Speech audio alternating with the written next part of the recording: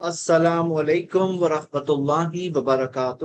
الحمدللہ والصلاۃ والسلام علی رسول اللہ وعلی آلہ وصحبہ اجمعین، اما بعد۔ رمضان کے بعد ایک لمبے بریک کے بعد ہم آج فائنلی اپنی قرآن اسٹڈی کلاس پھر شروع کر رہے ہیں، اور آج ہم پڑھیں گے انشاءاللہ قرآن کی ایک بہت ہی بیوٹیفل سورہ، سورۃ الانشقاق۔ سورۃ الانشقاق یہ قرآن کے اما پارہ جز اما کا حصہ ہے، اور ہم دیکھتے ہیں کہ اس کے تعلق سے ایک حدیث ہمیں اوتھینٹک ملتی ہے اس سورہ کے تعلق سے۔ ایک منٹ جی، یہ حدیث صحیح سنن ترمذی میں حدیث نمبر 3333، جامع ترمذی میں حدیث نمبر 3333 ہے۔ اس حدیث کو شیخ البانی نے سلسلہ حدیث صحیحہ میں صحیح گریڈنگ دی ہے، اور جس میں آتا ہے کہ نبی صلی اللہ علیہ وسلم نے فرمایا کہ جو شخص چاہتا ہے کہ قیامت کے منظر کو دیکھ لے،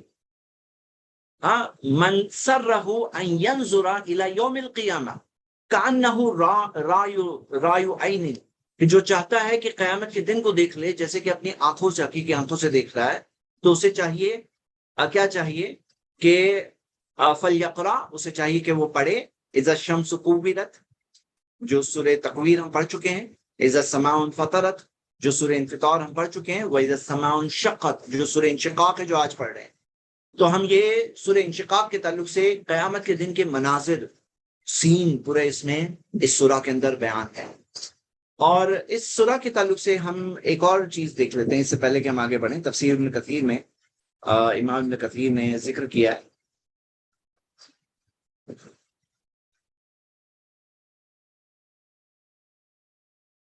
یہاں پہ مسنگ ہے، چلیے میں بتا دیتا ہوں آپ لوگوں کو۔ تفسیر ابن کثیر کے اندر اگر آپ نارمل بک میں پڑھیں گے تو اس کے اندر دو حدیثیں اس بارے میں دی ہوئی سورہ انشقاق کے بارے میں، اور دونوں صحیح بخاری اور صحیح پہلی حدیث صحیح مسلم کی ہے، دوسری حدیث صحیح بخاری کی ہے، اور جس کے اندر آتا ہے کہ ابو ہریرہ رضی اللہ عنہ نے سورہ اذا السماء انشقت، سورہ انشقاق انہوں نے پڑھے، اور پڑھ کر کے انہوں نے سجدہ کیا اس کی تلاوت کے دوران، اور پھر انہوں نے کہا کہ اللہ کے رسول صلی اللہ علیہ وسلم نے سورہ انشقاق کی تلاوت میں انہوں نے سجدہ کیا تھا۔ یہ حدیث صحیح مسلم میں ہے، اور ایک ملتی جلتی حدیث صحیح بخاری میں بھی ہے جس کے اندر آتا ہے کہ قیام اللیل ابو رافع نام کے تابعی نے جب ابو ہریرہ رضی اللہ عنہ کے ساتھ پڑھے تو انہوں نے سورہ انشقاق جب پڑھے تو ساتھ میں انہوں نے اس وقت پر سجدہ کیا، اور جو اس کے بارے میں جب ان سے پوچھا گیا تو ابو ہریرہ رضی اللہ عنہ نے کہا کہ میں نے ابو القاسم یعنی محمد صلی اللہ علیہ وسلم کے پیچھے میں نے نماز پڑھی، اور میں نے اس کے اندر سورہ انشقاق میں سجدہ کیا، اور میں جب تک اس کی تلاوت کروں گا تب تک میں اس کا سجدہ کرتا رہوں گا، یہاں تک کہ آخر میں نبی صلی اللہ علیہ وسلم سے ملوں، یعنی کہ حوض کوثر پہ جو ملاقات ہوگی نبی صلی اللہ علیہ وسلم سے، وہ کہتے ہیں تب تک جب تک میں ملاقات نہ کروں تب تک میں یہ یعنی کہ پوری زندگی بھر میں سورہ انشقاق میں سجدہ کروں گا۔ تو سجدہ جو قرآن کی بعض صورتوں میں ہے اس میں سے یہاں پر بھی اس سورہ کے اندر بھی سورہ انشقاق کے اندر بھی سجدہ آنے والا ہے۔ اس کے بعد میں چلیے ہم شروع کرتے ہیں۔ اللہ سبحانہ وتعالی فرمایا اعوذ باللہ من الشیطان الرجیم بسم اللہ الرحمن الرحیم اذا السماء انشقت۔ میں پوچھنا بھول گیا، میری آواز کلیئر سنائی دے رہی ہے؟ ذرا ایک بار کنفرم کر آپ لوگ، میری آواز کلیئر سنائی دے رہی، کوئی ڈسٹربنس تو نہیں ہے؟ ہاں ذرا کنفرم کرتے ہیں پھر ہم آگے بڑھتے ہیں۔ ایک منٹ جی، کلیئر، جزاک اللہ خیر، ٹھیک ہے۔ تو ہم دیکھتے ہیں اللہ سبحانہ تعالیٰ نے فرمایا اذا السماء انشقت، جب آسمان پھٹ جائے گا۔ انشقہ، انشقہ کا مطلب کیا ہے؟ پھٹ جانا۔ آپ یہ دیکھیں گے کہ انشقہ جو اس کا مطلب ہے پھٹ جانا، یعنی کہ کیسا ہوتا ہے کہ پوری طرح سے یعنی کہ پھٹ جانا۔ اور اللہ سبحانہ تعالیٰ نے فرمایا اذا السماء انشقت، تو سما آسمان کے تعلق سے ہم دیکھتے ہیں کہ آسمان میں جو ستارے ہیں سارے وہ ہے سب کے سب، جیسے ہم دیکھتے ہیں کہ جو ستارے بکھر جائیں گے، جو دوسری جگہوں پہ آتا ہے ستارے بکھر جائیں گے، سورج اور چاند کی چمک چلی جائے گی، ہاں، تو جیسے کہ یہ ساری چیزیں ذکر ہے اور آیتوں میں، تو یہاں پہ اذا السماء انشقت آسمان کی پوری طرح سے پھٹ جانے کا ذکر ہے۔ وَأَذِنَتْ لِرَبِّهَا وَحُقَّتْ، اذینت، اذینت کا مطلب کیا ہے؟ اذینت یہ کا مطلب عام طور پہ ہم دیکھتے ہیں اذینت لربها وحقت، تو اذینت کا مطلب کیا ہے؟ یہ آپ کو دیکھیں گے کہ اذینت کا مطلب ہے سننا، ہاں، مطلب غور سے سننا، اذینت لربها، اور وہ سن چکی اپنے رب کو. عربک اذینت کا مطلب یہ ماضی کا صیغہ ہے، پاسٹ ٹینس. لیکن یہ ایک بات ہے جو میں آپ سب کو بتاؤں کہ یہ ایک آپ دیکھیں گے کہ ابھی جو عربک زبان ہے اور جو کلاسیکل عربک جو عربک زبان ہے وہ زبان کے اندر یہ ایک difference ہے کہ آپ اگر کلاسیکل عربک کو دیکھیں تو اس کے اندر آپ دیکھو گے کہ پاسٹ ٹینس یقین کے طور پر، مطلب کوئی چیز جو بالکل یقینی ہے اس کے لیے آپ دیکھو گے کہ پاسٹ ٹینس استعمال ہوتا ہے. ہاں کلاسیکل عربک میں پاسٹ ٹینس استعمال ہوتا ہے، یعنی بھلی کوئی چیز فیوچر کی ہے لیکن جو بالکل گارنٹیڈ یقینی ہے اس کے لیے پاسٹ ٹینس کا استعمال ہوتا ہے. جیسے پاسٹ ٹینس میں ایک مثال دیتا ہوں، ہمارے عام بول چال کی مثال ہے جس کے اندر جیسے مثال کے طور پہ آپ اگر کوئی آرڈر پلیس کرتے ہو کہ بھائی مجھے یہ کام کر کے چاہیے، مجھے مثال کے طور پہ یہ ساپس لا کر چاہیے، ابھی 10 دن میں چاہیے، تو میں ٹیلر کو بولتا ہوں کہ بھائی پکا مل جائے گا نا، بھلے سمجھو ہو گیا. سمجھو ہو گیا مطلب وہ یقین دلانے کے لیے مجھے کہہ رہا ہے کہ ہو گیا، مطلب پاسٹ ٹینس کا استعمال کر رہا ہے یقین دلانے کے لیے. یہ اردو زبان کی بات. تو ہم دیکھتے ہیں عربک کلاسیکل عربک میں بھی پاسٹ ٹینس ایسی بعض فیوچر کی چیزوں کے لیے بھی استعمال ہوتا ہے جو بالکل یقینی ہے، مطلب کنفرمڈ ہے. ادینت لیربیہا وحقت. اچھا ازینہ سمیع سے فرق ہے. سمیع یعنی سنا، ازینہ کا مطلب ہے سننا، ایک ایسے سننا جس کے اندر اذن بھی اس کے اندر مراد ہے، مطلب کہ اس کے اندر بات ماننا بھی اس کے اندر مراد ہے. ایک ایسا سننا جس کے اندر بات ماننا، مطلب ادینت کہ سن لی اس نے اپنے رب کو، لیربیہا وحقت. اور وحقت، حقت کا مطلب ہے اس کو سننا ہی تھا، مطلب اس کا حق تھا اس کو سننا ہی تھا. مطلب اذا السماء انفطرت، جو آسمان پھٹ جائے گا تو اس کو سننا ہی تھا. وہ حقت اس کا حق ہے، جب اس کے اوپر لازم تھا کہ اس کو سننا ہی تھا. وہ حقت مطلب نہ سنے ایسا ہو ہی نہیں سکتا. اس میں احساس دلایا جا رہا ہے انسان کو کہ انسان کو پہچاننا چاہیے کہ کس طرح سے آسمان، پورا اتنا بڑا آسمان، یعنی کہ السماء جو ہے نا بہت بڑا ہے، بہت بڑا ہے. ہم لوگ سب جانتے ہیں کہ دنیا کے اندر اگر ہم آج کی نالج کے حساب سے دیکھیں تو بتاتے ہیں کہ 93 بلین لائٹ ایئرز کا یونیورس ہے. یہ ہمارا سمائے دنیا ہم کہیں گے، دنیا کا آسمان، اس کے اوپر اور 6 آسمان. یہ دنیا کا آسمان 6، یعنی آپ دیکھیں گے کہ 93 بلین لائٹ ایئرز کی اس کا ڈائمیٹر ہے، وڈتھ ہے، چوڑائی. تو وہ ادینت لیربیہا وہ حقت، اس کے لیے لازم ہے سننا. وہ اس کے لیے لازم ہے سننا. اس میں ایک احساس دلایا جا رہا ہے انسان کو کہ انسان کو سننا چاہیے تھا اپنے رب کی پکار. ہاں انسان کو سننا چاہیے تھا اپنے رب کی بات، اپنے رب کی فرما برداری کرنی چاہیے تھی، انسان کو کرنی چاہیے تھی. وَأَذِنَتْ لِرَبِّهَا وَحُقَّتْ. تو یہاں پہ ہم یہ بات دیکھ رہے ہیں کہ ایک بہت اہم بات آ رہی ہے، اور آپ دیکھوں گے میں اس کو کنیکٹ کرنا چاہتا ہوں. اب انسان کا معاملہ کیا ہے؟ ہم سورہ، ابھی اس سے پہلے سورہ 84 ہے نا، یہ 83 پڑھے تھے ہم نے. 83 میں کیا آیا تھا انسان کے بارے میں؟ وَمَا يُكَذِّبُ بِهِ إِلَّا كُلُّ مُعْتَدٍ أَثِيمٍ، کہ اللہ کا انکار وہ کرتے ہیں جو معتد، حد پار کرنے والے، اثیم گنہگار. تو انسانوں کا معاملہ کیا ہے؟ انسانوں میں بہت سارے حدوں کو پار کرنے والے گنہگار ہوتے ہیں جو اللہ کی بات نہیں سنتے ہیں. لیکن آسمان کا معاملہ ایسا نہیں ہے. وہ حقت، اس کے لیے لازم ہے کہ وہ سنے گا. اس میں یہ بات بھی دیکھتے ہیں کہ بہت سارے مذہبوں میں وہ لوگ یہ مانتے ہیں کہ آسمانوں پہ جو کنٹرول ہے، آسمانوں پہ کنٹرول ہے، زمین پہ نہیں ہے، ایسا سمجھتے ہیں. تو اسی وجہ سے اس کے بعد میں ہم دیکھتے ہیں زمین کی بات بھی آنے والی. تو اللہ تعالیٰ کا کنٹرول آسمانوں پر بھی ہے اور زمین پر بھی ہے. یہ بات کو ہمیں سمجھنا چاہیے. تو یہاں پہ ازینہ کے اندر ہم نے بات دیکھی کہ ازینت لیربیہا وحقت. ازینت سے اس نے سن لی اپنے رب کی بات اور اس کے لیے لازم تھا سننا. مطلب آسمان جو پھٹے گا تو اللہ کی بات یقینی سنے گا، ہاں، اور اس کے لیے لازم ہے سننا. یہ لازم ہے سننے سے ہم ایک بات سمجھتے ہیں. جیسے میں آپ کو ایک بہت بیوٹیفل بات بتانا چاہتا ہوں. قرآن میں بعض جگہوں پہ آپ کو یہ جملہ ملے گا، طوعاً او کرہن. طوعاً او کرہن، طوعاً کا مطلب ہے کہ ولنگلی، اپنی مرضی سے، اور کرہن یعنی اپنے انولنگلی، مرضی کے بغیر. جیسے قرآن کے اندر سورہ آل عمران میں آیت ہم پڑھنے والے ہیں آگے انشاءاللہ، سورہ 3 کی آیت نمبر 83 ہے. اللہ تعالیٰ نے فرمایا افغیر دین اللہ یبغون وَلَهُ أَسْلَمَ مَنْ فِي السَّمَاوَاتِ وَالْأَرْضِ. کیا وہ اللہ کے دین کے علاوہ کوئی اور دین چاہتے ہیں جب اس کے سامنے سرنڈر کر چکے جو کچھ آسمان میں ہے، جو کچھ زمین پر ہے؟ تو انو کرہن، چاہے ولنگلی یعنی اپنی مرضی سے، او کرہن، کرہن کا مطلب انولنگلی، بغیر مرضی کے.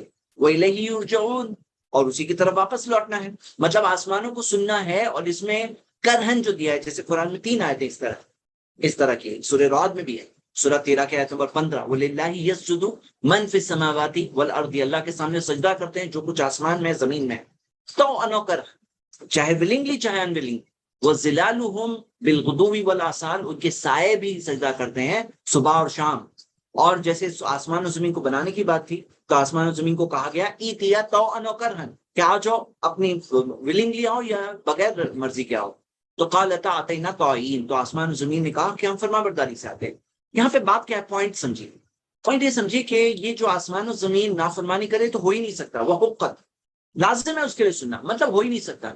لیکن اگر اختیار ہوتا تو انسان کو جیسے ایک احساس دلایا جا رہا ہے کہ اگر اختیار ہوتا کہ نہ مانتے اللہ کی بات تو بھی ماننا پڑتا۔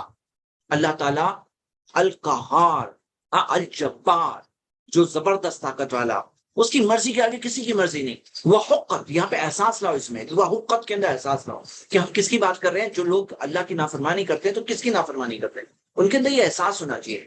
وَأَذِنَتْ لِرَبِّهَا وَحُقَّتْ، اور پھر اللہ تعالیٰ نے فرمایا وَإِذَا الْأَرْضُ مُدَّتْ، اور جب زمین مدت پھیلا دی جائے گی، اب جب زمین پھیلا دی جائے گی تو انہیں پھیلا دی جائیں گی، یعنی کہ مدت کا مطلب سٹریچ کر دی جائے گی، ہاں سٹریچ کر دی جائے گی، اور جیسے کہ پھیلا دی جائے، جیسے آپ روٹی کو بناتے بناتے پھیلاتے ہو بیل بیل کر، مدت سٹریچ کر دی جائے گی۔ تو زمین یعنی کہ بہت بڑی ہونے والی، آپ کو پتا ہے نا زمین کا معاملہ، آپ کو پتا ہے زمین جو ہے یہ اللہ تعالیٰ نے کیا فرمایا زمین کے تعلق سے، اللہ تعالیٰ نے فرمایا جیسے مثال کے طور پہ زمین کے تعلق سے یہ ہم دیکھتے ہیں، ایک منٹ، ہاں قرآن کی ایک آیت ہے جس میں اللہ سبحانہ تعالیٰ نے زمین کے تعلق سے ذکر کیا ہے کہ زمین اس دن بدل دی جائے گی، اس دن بدل دی جائے گی، ہاں یوم، یہ سورہ ابراہیم سورہ 14 کی آیت نمبر 48 ہے، یوم تبدل الارض غیر الارض، جس دن زمین بدل دی جائے گی ایک الگ زمین میں، تبدل الارض غیر الارض، اس زمین سے ایک الگ زمین ہوگی، اور وہ زمین کو کس طرح سے پوری طرح سے اسٹریچ کر دیا جائے گا۔ تفسیر السعدی میں وہ کہتے ہیں کہ یہ تاکہ سارے انسان ہیں ہر زمانے و دور کے، اس میں اس زمین میں جو زندہ ہونے والے ہیں ایک ساتھ میں، سارے انسان ساری جنات جو سب کے سب زندہ ہونے والے ہیں ایک ساتھ میں سب کو زندہ کیا جائے گا، تو غیر الارضی، اور اس کے اندر کوئی پہاڑ نہیں ہوگا، کوئی ویلی نہیں ہوگی، بالکل فلیٹ پلین ہوگا وہ زمین، تو بدل الارض غیر الارضی، اس زمین سے ایک الگ زمین ہوگی، اس کی کیفیت اللہ ہی جانتا ہے، کیونکہ جب کائنات ختم ہونے والی ہے اس کے بعد جو زمین بنے گی اس زمین کو جس طرح سے پھیلا دیا جائے گا اللہ تعالیٰ نے بتایا، اور پھر کیا فرمایا وَإِذَا الْأَرْضُ مُدَّتْ، کہ زمین سٹریچ کر دی جائے گی، اس کے بعد آتا ہے وَأَلْقَتْ مَا فِيهَا وَتَخَلَّتْ، وَأَلْقَتْ مَا فِيهَا، وہ نکال دے گی اپنے باہر، اپنے اس کے اندر جو ہے وہ القا کا مطلب ہے وہ ڈال دے گی، یعنی کہ القت ما فیہا، جو اس کے اندر ہے وہ اللہ وہ نکال دے گی، وہ تخلت کا مطلب خالی ہو جائے گی، مطلب زمین القت ما فیہا یہ بھی ماضی کا صیغہ ہے۔ اور اس کے اندر ایک بات یاد رکھیے کہ اذا کے ساتھ میں جب ماضی آتا ہے تو مستقبل کی معنی پیدا ہوتی ہے، اذا یعنی جب، تو جیسے اذا جاء نصر اللہ، جب اللہ کی مدد آئے گی، اس معنی میں والقت ما فیہا وتخلت، اور تخلت یعنی پوری طرح سے خالی ہو جائے گی، تو زمین جب پھیلا دی جائے گی اور وہ پوری طرح سے خالی ہو جائے گی، تو خالی ہو جائے گی سے کیا مراد، کون کیا، تو زمین میں جو سارے انسان دفن ہے، جو ان کے ساری جو باتیں، جو ان کی جو باڈی ڈس انٹیگریٹڈ پارٹیکلز میں موجود ہوں گے، وہ تخلت، وہ باہر نکل آئے، یعنی انسان پھر اس دن پوری طرح سے زندہ ہو جائے گا، پورے سارے انسان باہر نکل آئیں گے، زمین کے اندر سے باہر نکل آئیں گے، اور زمین سٹریچ ہوگی، اور زمین میں سے سارے انسانوں کو باہر کر دیا جائے گا، سارے انسان باہر نکل آئیں گے۔ اور آپ کو پتا ہے سورہ زلزال میں ہم کیا پڑھتے ہیں، سورہ 99 کی آیت نمبر 2، وَأَخْرَجَتِ الْأَرْضُ أَثْقَالَهَا، اور زمین اپنے بوجھ کو، سارے بوجھ کو باہر نکال دے گی۔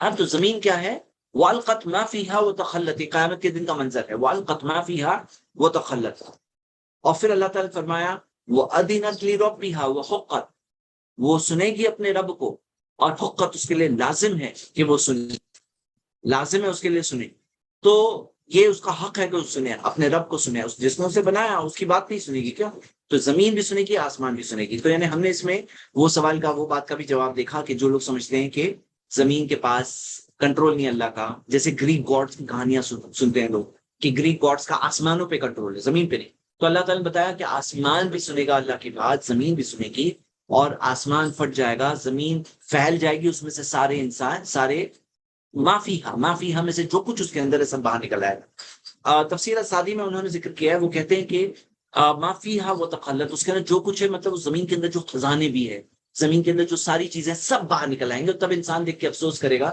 کہ ہم نے اس کے لیے اپنی آخرت کو بیچ دی، اتنی بڑی ہماری زندگی کو بیچ دیا۔ والقت ما فیہا وتخلت، جو چیزوں کے لیے لوگ بیچ دیتے ہیں وہ سب چیزیں باہر نکل آئے گی۔ وَأَذِنَتْ لِرَبِّهَا وَحُقَّتْ، اور وہ اپنے رب کی بات سنے گی اور وہ اس کے لیے لازم ہے۔ یہ 4 آیتوں کے بعد اللہ سبحانہ تعالیٰ نے فرمایا یا ایھا الانسان، اے انسان، اے انسان۔ تو یہ جو خطاب ہے نا یا ایھا الانسان، آپ سب کو پتا ہوگا کہ یہ دوسری بار ان صورتوں میں آ رہا ہے۔ یا ایھا الانسان ہم پڑھ چکے ہیں، ما غرک بربک الکریم، یہ آیت پڑھ چکے ہیں ہم، کہ تجھے کیا چیز نے تیرے رب کریم کے تعلق سے دھوکے میں ڈال دیا، کیا چیز نے دھوکے میں ڈال دیا۔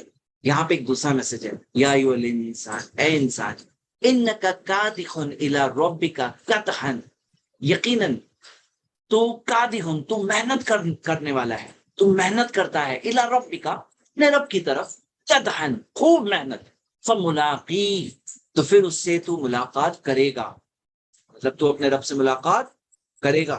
انسان کو یہ بات کا احساس دلایا گیا ہے، فملاقی۔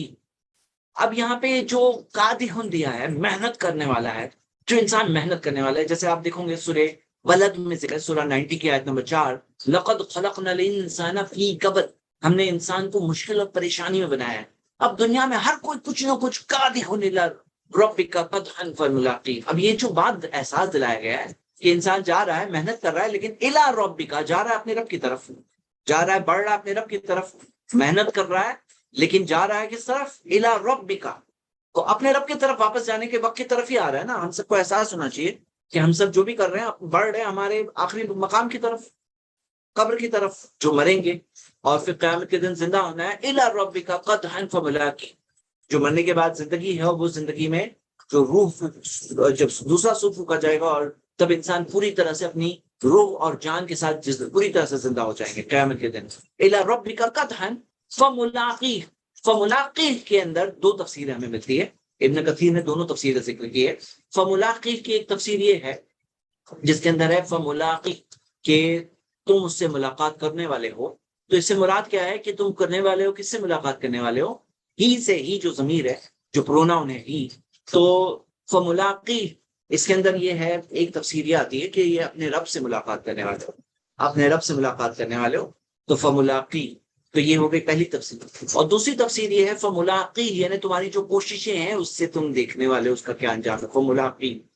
فملاقی کے تحت ابن کثیر نے یہ دوسری تفسیر بھی ذکر کی ہے، اور اس تعلق سے ایک حدیث ذکر کی ہے، ابو داؤد طیالسی نے اس حدیث کو جمع کیا ہے، لیکن جب میں نے چیک کیا تو شیخ البانی نے اس حدیث کو ضعیف قرار دیا ہے، یہ حدیث نہیں، شیخ دوسرے محققین غالباً شیخ زبیر علی زئی نے اس حدیث کو ضعیف قرار دیا ہے، تو وہ سندہ ضعیف وفیہ، اور راوی کا نام بتایا حسن بن جعفر۔ تو اس حدیث کے مطابق یہ آیا تھا وَعْمَلْ مَا شِئْتَ فَإِنَّكَ مُلَاقِي، کہ عمل کرو جو تم چاہتے ہو کیونکہ تم اس سے ملاقات کروں گے، تو اس سے عمل کی طرف نسبت لی گئی ہے کہ ملاقی، اس سے عمل کروں گے۔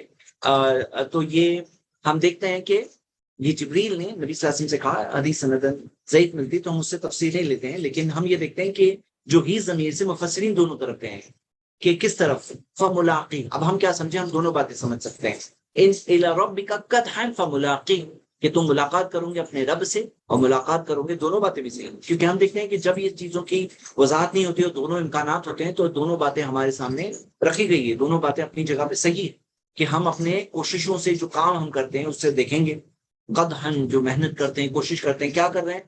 جو محنت و کوشش کر رہے ہیں دیکھیں گے اس کو، فملاقی، اور ہم رب سے بھی ملاقات کریں گے، اللہ کے سامنے سب کو کھڑے ہونا ہے، چاہے چوائس ہو، چاہے کوئی مانے نہ مانے، لیکن اللہ کے سامنے ملاقات تو کرنا ہی ہے۔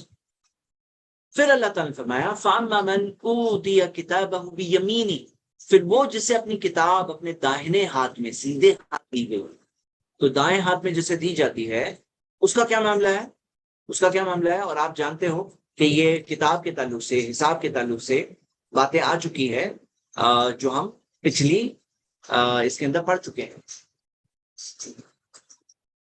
ہاں، فملا ہم داہنے ہاتھ کے تعلق سے، جب آپ کو پتا ہے کہ پچھلے سورہ مطففین جب ہم نے پڑھا تھا تو مطففین کے اندر یہ اعمال نامے کے تعلق سے باتیں ذکر ہے متففین کے تعلق سے، اور یہاں پہ اعمال کے تعلق سے اور باتیں ہمیں پتہ چلنے والی ہے. جو اعمال نامہ ہے اس کے تعلق سے اور باتیں، جیسے کتاب الابرار اور کتاب الفجار جو سورہ متففین میں ہم نے پڑھے تھے. آپ میں سے جو لوگ سورہ متففین کی تفسیر میں نہیں موجود تھے تو ضرور کور کریے. جو آپ کا چھوٹ گیا ہے ضرور کور کر لیجیے انشاءاللہ. اس کی اسٹڈی جو ہم نے کیا سورہ 83 سورہ 83 سورۃ المطففین، تو اس کا آپ پڑھیے. کتاب الابرار کتاب الفجار وہاں پہ ذکر ہے. یہاں پہ کیا دیا، من اوتی کتابہ بیمینی، جسے کتاب اپنی داہنے ہاتھ میں، رائٹ ہینڈ میں دی جاتی ہے، اس کا کیا معاملہ ہے؟ اللہ تعالیٰ نے فرمایا فسوف یحاسب حسابا یسیرا، تو بہت جلد اسے ایک بہت آسان حساب دیا جائے گا. اسے ایک آسان حساب دیا جائے گا، حسابا یسیرا، آسان حساب دیا جائے گا. اس بارے میں ایک بہت انٹرسٹنگ ڈسکشن ہوا تھا جس میں عائشہ رضی اللہ عنہا نے ایک سوال پوچھا تھا اللہ کے رسول محمد صلی اللہ علیہ وسلم سے، اور یہ حدیث صحیح بخاری صحیح مسلم سب جگہوں پر ہے. تفسیر ابن کثیر میں انہوں نے مسند احمد کا ایک ورژن ذکر کیا ہے، اور یہ بخاری مسلم کی بہت مشہور حدیث ہے. تو اللہ کے رسول صلی اللہ علیہ وسلم نے فرمایا من نوقش الحساب عذب، جس کا حساب میں اس کے نوقشہ، اس کی پوچھ تاچھ ہو جائے تو پھر اسے عذاب ملے گا. تو یہ نبی صلی اللہ علیہ وسلم نے حدیث میں کہا، کیا کہا؟ من نوقش الحساب عذب، جس کے حساب میں اس سے پوچھ تاچھ ہو جائے تو اسے عذاب مل کے رہے گا. تو عائشہ رضی اللہ عنہا نے تب کہا فسوف یحاسب حسابا یسیرا، کہ اللہ کے رسول صلی اللہ علیہ وسلم قرآن میں تو اللہ نے ذکر کیا ہے کہ بہت جلد اللہ اسے آسان حساب دے گا، آسان حساب دے گا. تو اللہ کے رسول صلی اللہ علیہ وسلم نے فرمایا لیس ذالک بالحساب، یہ حساب نہیں ہے، ولکن ذالک العرض، یہ پیش کرنا ہے، مطلب اعمال پیش کیے جائیں گے. من نوقش الحساب، جس کے حساب میں پوچھ تاچھ ہو جائے، انٹروگیشن ہو جائے، اس کے اندر چیکنگ ہو جائے، یوم القیامتی عذبا، قیامت کے دن ہو جائے تو اس کے اوپر عذاب آ کے رہے گا، اسے عذاب آ کر رہے گا، عذبا. تو یہ حدیث صحیح بخاری میں 4939 اور 103 میں موجود ہے، صحیح مسلم میں حدیث نمبر 2876 موجود ہے، اور مسند احمد کا یہ ورژن ہم نے پڑھے.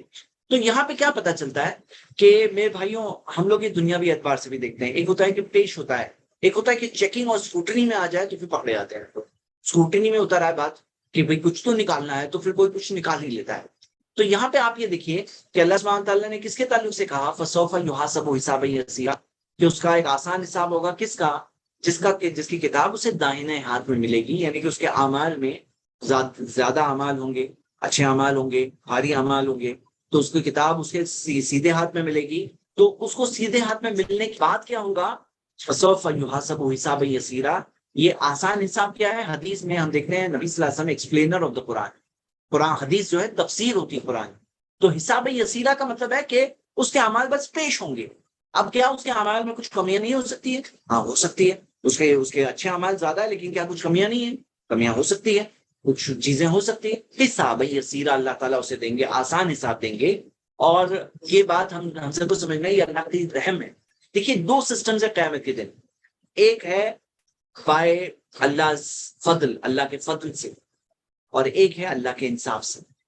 اللہ کا فضل کس کے ساتھ ہے؟ سیدھے ہاتھ والوں کے لیے، نیک اعمال کرنے والوں کے. انہیں جو ملے گا، انہیں جنت جو ملے گی، جنت ان کے اعمال کا بدلہ نہیں، یاد رکھیے.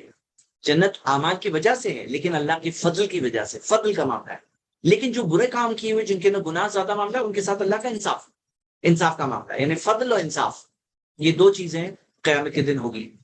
قیامت کے دن جو جنت جائیں گے وہ کوئی انصاف کی وجہ سے جنت نہیں جائیں، وہ اللہ کے فضل کی وجہ سے جنت جائیں. مطلب اعمال کیے ہیں انہوں نے، جزام بما کانوا یعملون، جو کرتے تھے اس کا بدلہ ہے. ان کے اعمال کی وجہ سے وہ وہاں پہنچیں گے جنت. لیکن جنت کوئی اعمال کا بدلہ نہیں ہے، یاد رکھیے. وہ اللہ کا فضل ہے، وہ اللہ کی طرف سے اتنا بڑا احسان ہے. کیونکہ آپ دیکھیے کہ ہمارے اعمال جو ہیں اس کے بدلے میں جو اللہ نے آلریڈی ہمیں دیا ہے، اتنی ساری چیزیں جو نعمتیں اللہ نے دی ہے، یہ سب کوئی چھوٹی چیز نہیں ہے. اور جنت جتنی بڑی چیز، وہ ہمارے ان اعمال کا بدلہ ہم سمجھے تو ایسا نہیں ہے. یہ اس کی وجہ سے بھلے ہی ہے، لیکن وہ اللہ کے فضل کی وجہ سے ملے. لیکن جہنم جو ہے بدلہ ہے، وہ انصاف. تو وہ انصاف کا معاملہ ہے، جیسے کہ ہم آگے اس سورہ میں بھی دیکھیں گے. تو فسوف یحاسب حسابا یسیرا، تو اسے ایک بہت آسان حساب ملے گا بہت جلد، سوفا. اور ان قریب، ہاں، وَيَنْقَلِبُ إِلَىٰ أَهْلِهِ مَسْرُورًا، اور وہ لوٹے گا اپنے اہل کی طرف، اپنے گھر والوں کی طرف، مسرورا، خوش ہو کر. اب یہ مسرورا، خوش ہو کر جو لوٹے گا، یعنی کہ آپ خود دیکھیے کہ اس کے جو اعمال ہے اس کے تعلق سے حدیث ہمیں ملتی ہے. جیسے مثال کے طور پر آپ کو یہ حدیث ملے گی جس کے نا آتا ہے کہ کسی کے تعلق سے اللہ تعالیٰ یہ کرے گا، اللہ سبحانہ تعالیٰ اسے اس کے گناہوں کے تعلق سے پوچھے گا، اور پھر لاسٹ میں اللہ سبحانہ تعالیٰ کہے گا کہ جس طرح میں نے دنیا میں تمہارے گناہ چھپائے، میں قیامت کے دن بھی چھپا رہا ہوں. اور اس کے نیک اعمال کی وجہ سے، نیک اعمال کی بنیاد سے اسے جنت میں ڈال دیا جائے گا. اس کے گناہوں کا معاملہ اللہ سبحانہ تعالیٰ کے یہاں اس کی گناہوں کی گرفت و پکڑ نہیں ہوگی.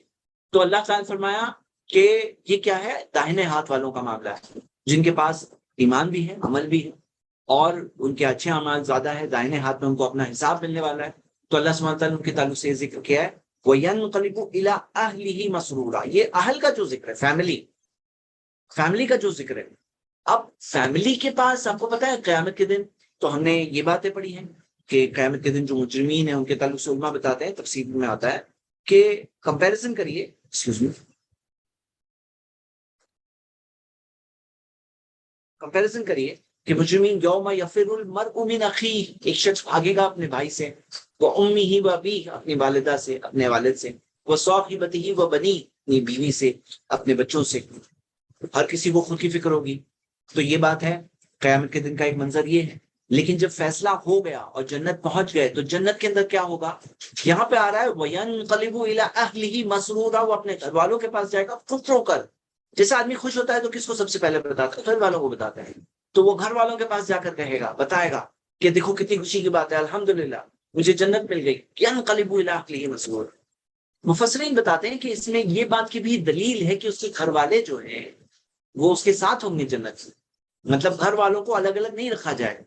سورہ 52 کے اندر ہم نے آلریڈی پڑھ چکے ہیں یہ بات، سورہ طور میں آیت نمبر 21، والذین آمنوا، جو لوگ ایمان لے آئے، واتبعتہم ذریتہم بایمان، اور ان کے اولاد بھی ان کے پیچھے چلی ایمان میں.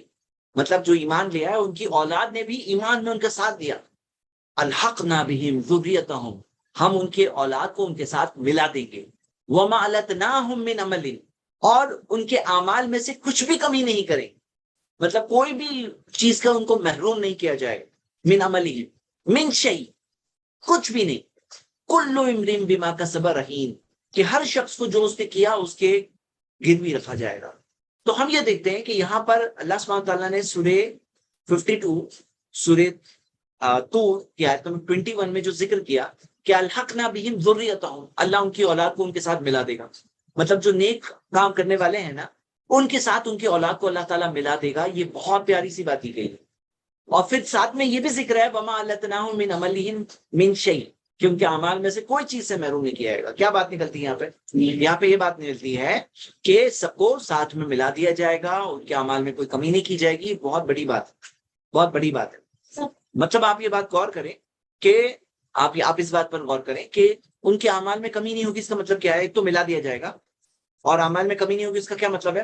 اس کا یہ مطلب ہے کہ مان لو کہ کوئی جنت کے اندر نیچے درجے میں ہے، کوئی اونچے درجے میں، فیملی کے ایک ہی خاندان والے، کوئی اوپر ہے کوئی نیچے ہے. اب اس کے اندر کیا کیا جائے گا؟ ان کو ساتھ میں ملا دیا جائے گا. تو کہاں ملایا جائے گا؟ کیا اوپر والے کو نیچے لایا جائے گا یا درمیان میں لایا جائے گا؟ تو نہیں، اللہ تعالیٰ کا ان کے اعمال میں اللہ کچھ بھی کمی نہیں کرے. مطلب کوئی اس کے اندر درجہ کم نہیں کیا جائے کہ بھائی تمہارا یہ لیول کے اعمال ہے، اب تمہیں کم لیول کے عمل کر کے یہاں تک لانا پڑے گا. تو اس میں ایک بہت خوشخبری کی بات یہ ہے، جیسے ہوتا ہے کبھی کبھار فیملی کے اندر کوئی ایک شخص بہت نیک ہوتا ہے، تو ایسا بھی دیکھا جاتا ہے کہ دوسرے لوگ اس کے ساتھ کوپریشن کرنے کی جگہ اس کو پیچھے کھینچنے کی کوشش کرتے ہیں. وہ بہت نیک بننے کا شوق ہے، بہت اچھے کام کرنے کا شوق ہے، ہاں، تو مطلب کھینچنے کی کوشش کرتے ہیں. ان کو یہ بات سمجھنا چاہیے. جیسے آج یہ بات آئی ہمارے سامنے، آیت نمبر 9 کھلی ہوئی ہے، وَيَنْقَلِبُ إِلَىٰ أَهْلِهِ مَسْرُورًا، کہ وہ اپنے گھر والوں کے پاس جائے گا خوش ہو کر. ہاں، اور جیسے ہم نے سورہ طور کی آیت ہم نے پڑھے کہ الحقنا بہم ذریتہم، ان کے اولاد ان کے ساتھ ملا دیے جائیں گے. مطلب کہ اگر فیملی کا کوئی ممبر، اگر ایک شخص بھی آگے جا رہا ہے، اوپر جا رہا ہے، تو باقی کو بھی وہاں پر ان کے ساتھ ملا دیا جائے گا. یہ بہت خوشخبری کی بات ہے، یہ خوشخبری کی بات ہم سب کے لیے. لیکن خوشخبری کی بات ہوگی تو ایک اور بات غور کریے، مسرورا، خوش ہو کر وہ جائے گا. مسرورا، خوش ہو کر جائے گا. تو یہ بھی بہت ایک پیاری سی بات ہے کہ مسرورا، یہ خوشی کیا ہوگی؟ اسے یہ خوشی ہوگی کہ وہ جہنم کی آنکھ سے بچ گیا. ہاں، جہنم کی آنکھ سے بچ گیا. اللہ تعالیٰ کی رضا اسے مل رہی ہے. جنت مل رہی ہے، مسرورا، اللہ کا دیدار، ہاں، وجوہ یومئذ ناظرہ الی ربہا ناظرہ، اس دن کچھ چہرے روشن ہوں گے، اپنے رب کا دیدار کر رہے ہوں گے، تو مسرورا، بہت خوش ہوگا وہ، تو یہ ریئل خوشی ہے۔ اچھا، اس بات کو ہم کمپیئر کرتے ہیں اس بات سے کہ ہم نے ابھی جو سورہ مطففین جو پچھلی پڑھے تھے، سورہ مطففین کے اندر ہم نے کیا پڑھے تھے؟ ہم نے وہ برے لوگوں کے بارے میں پڑھے، کیا پڑھے تھے؟ وہ برے لوگوں کے بارے میں جو مذاق اڑایا کرتے تھے، مسلمانوں کا مذاق اڑایا کرتے تھے، اور میں آپ کو یہ بات پڑھ کے سنانا چاہتا ہوں۔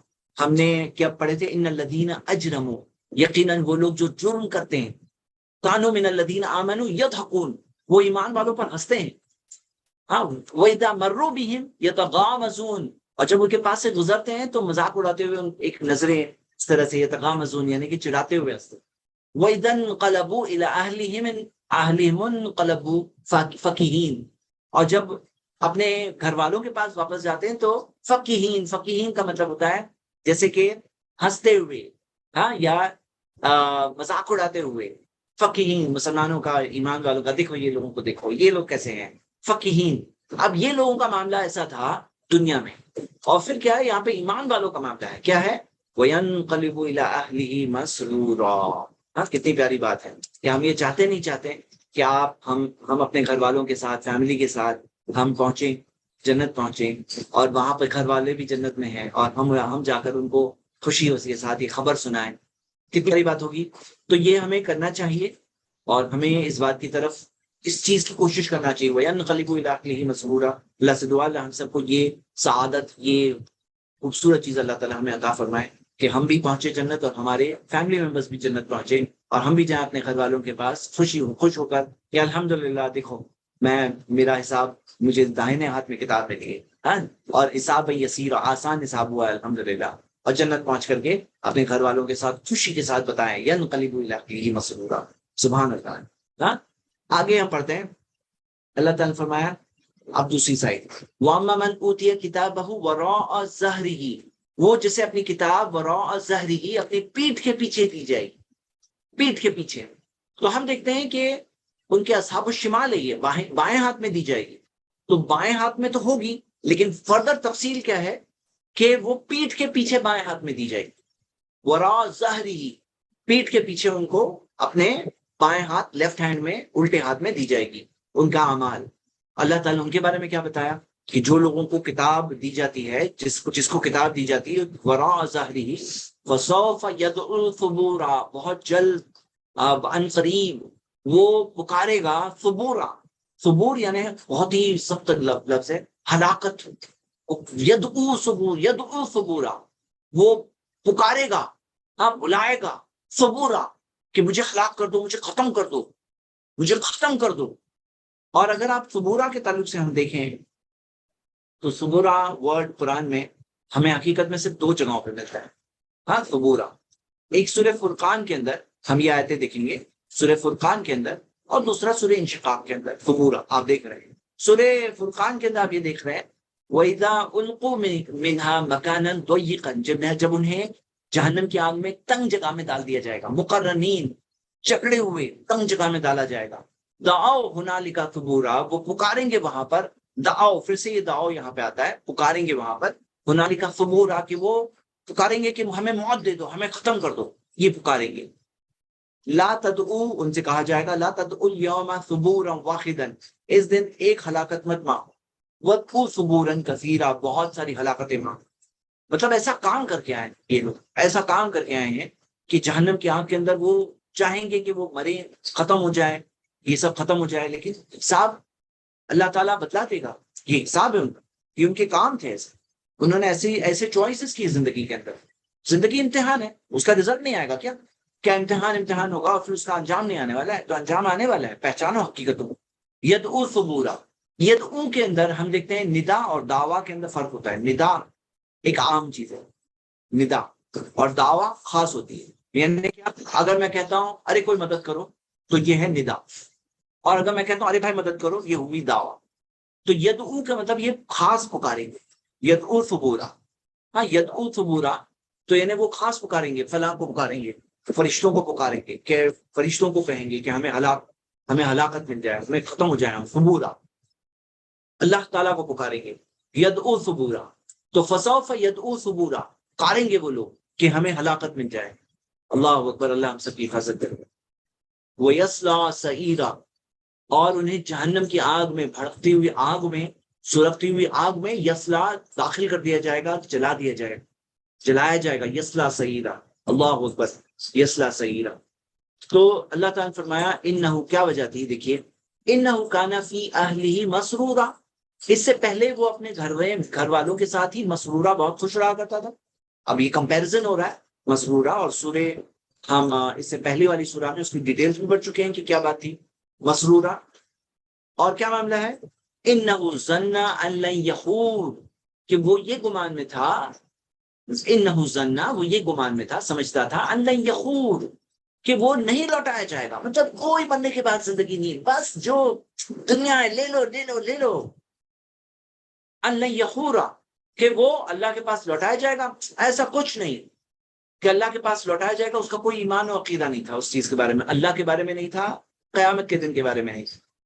تو اللہ تعالیٰ نے فرمایا بلا ان ربہ کان بہ بصیرا، کیوں نہیں، کیوں نہیں لوٹایا جائے گا. ان ربہ کان بہ بصیرا، یقیناً اس کا رب اسے دیکھ رہا تھا، دیکھنے والا تھا، بصیرا. تو اللہ سبحانہ تعالیٰ نے خود کے بارے میں کہا کہ اللہ ہمیشہ دیکھ رہا تھا، کانا بہ بصیرا، کہ اللہ بے دیکھتا تھا، کنٹینیوسلی دیکھتا تھا. اب دیکھتا تھا سے مراد یہ ہے کہ جب اللہ دیکھتا ہے، ہر چیز دیکھتا ہے، البصیر، ہر چیز جانتا ہے، تو پھر کیا حساب نہیں کرے گا؟ کیا وہ بدلہ نہیں دے گا؟ اچھوں کو اچھائی کا انعام نہیں دے گا؟ بروں کو برائی کی سزا نہیں دے گا؟ اللہ تعالیٰ کا بلا، کیسے نہیں، کیوں نہیں. ان ربہ کانا بہ بصیرا، کتنی اسٹرانگ بات دی گئی، کانا بہ بصیرا. اللہ کے دیکھنے کا تقاضا یہ ہے کہ اللہ تعالیٰ انصاف کی وجہ سے، کیونکہ اللہ تعالیٰ کسی پہ ذرہ برابر بھی ظلم نہیں کرے گا، تو پھر اللہ تعالیٰ انصاف کرے گا. اور ایک اور چیز دیکھیے کہ بصیرہ، اللہ تعالیٰ دیکھنے والا ہے، بصیرہ. اور یہاں پہ جو چیزیں ذکر ہے وہ کون سی چیزیں ذکر ہے؟ جو ذکر ہے ظن، گمان. تو اللہ تعالیٰ گمانوں کو بھی جانتا ہے، دیکھتا ہے کہ ہمارا گمان کیا ہے، اللہ کے بارے میں ایمان کیا ہے، اللہ کے بارے میں ہم کیا سوچتے ہیں، ہاں، اور کیا سوچتے ہیں. یہاں پر جو اس کی ساری جو دلی باتیں ہیں وہ بھی اللہ تعالیٰ بصیرہ، سب چیز کو دیکھتا ہے، اللہ تعالیٰ ہر چیز کو جانتا ہے، کانا بھی بصیرہ. تو یہاں پہ ایک وارننگ ہے کس کے لیے؟ لوگوں کے لیے، کہ اس بات سے دیکھ کر کے عبرت حاصل کریں. قرآن کا مقصد کیا ہے کہ قرآن میں مقصد یہ ہے کہ تاکہ یہ بات کو سمجھ جائیں، اس سے عبرت حاصل کر لیں، نصیحت حاصل کرتے ہیں. ان ربہ کان بہ بصیرا. آگے اللہ تعالیٰ نے فرمایا فلا اقسم بالشفق. اب یہ بات کی دلیل دی جا رہی. فلا سے مراد کیا ہے؟ پس نہیں، مطلب کیا چیز کے لیے نہیں، کیا چیز کے لیے نہیں؟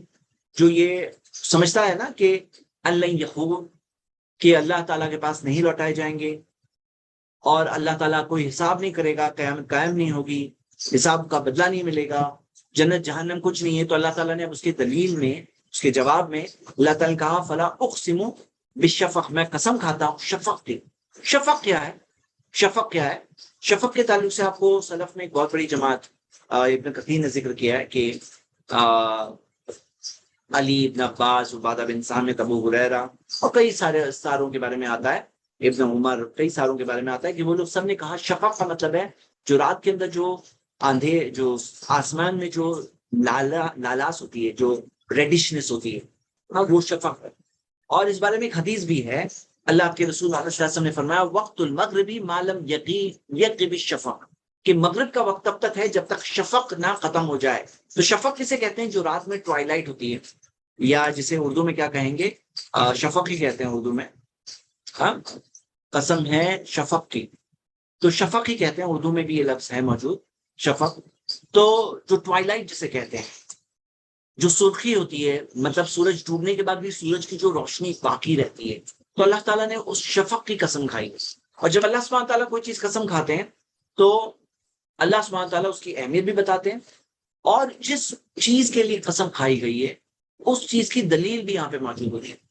تو اللہ سبحانہ تعالیٰ نے یہاں پہ فلاح کے ساتھ میں جو ان کا انکار کیا اللہ یحور، تو اللہ سبحانہ تعالیٰ نے اقسم بالشفق، شفق کی قسم کھائی ہے یہاں پر. اب غور کرنے کے لیے بہت بڑی چیز یہاں پہ ہمارے لیے اوپن ہے کہ 3 چیزوں کی قسمیں ہیں یہاں پر، کہ اللہ تعالیٰ نے اقسم، میں قسم کھاتا ہوں. اور اللہ تعالیٰ جب کسی چیز کی قسم کھا سکتے ہیں، اللہ تعالیٰ کے مخلوق کے سارے، ہم اللہ کے علاوہ کسی اور کی قسم نہیں کھا سکتے، کیونکہ ہم وہ مقام کسی اور کو نہیں دے سکتے. اللہ تعالیٰ اپنی مخلوق کی جب قسم کھاتے ہیں کوئی چیز کی تو اس کے اہمیت اور مقام کو بتاتے ہیں. تو شفق کی اہمیت یہاں پتہ چلتی ہے. اور ہم جانتے ہیں کہ شفق کے اندر مغرب کی نماز ہوتی ہے، مغرب کی نماز کا وقت ہوتا ہے اس کے اندر. تو اقسم بالشفق واللیل وما وسق، اور رات کی قسم اللہ نے کھائی ہے. وما وسق، وسق کا مطلب کیا ہے؟ جو ساری چیزیں جو اکٹھا ہو جاتی ہیں رات میں، جو اکٹھا ہو جاتی ہے.